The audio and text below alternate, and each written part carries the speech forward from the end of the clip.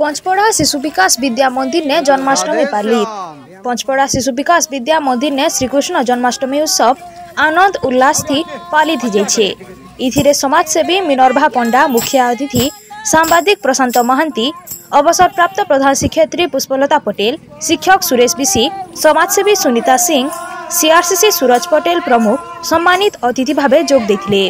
विद्यालय संपादक दिगंबर माझी अतिथि परिचय प्रदान करिथिबार बेलके प्रधान आचार्य ममता सिंह कार्यक्रम परिचालना करथिले। शिशु माने राधा कृष्ण आदि बेस थी सुसज्जित होकर नगर परिक्रमा करथिला बेलके इथिरे पंचपड़ा महिला संकीर्तन मंडली जोग देथिले।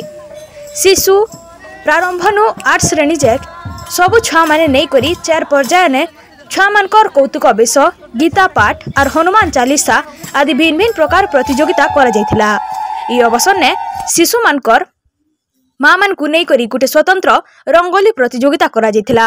राधाकृष्ण को स्वतंत्र भावे झुलंती झुला जिबार संगे पिरामिड माध्यम थी दधी हांडी भंगा जायथिला। कृति प्रतियोगी मान को विद्यालय तरफ अतिथि मानकर करकमल थी पुरस्कृत करा जायथिला। इथिरे विद्यालय आचार्य माने सहयोग करथिले।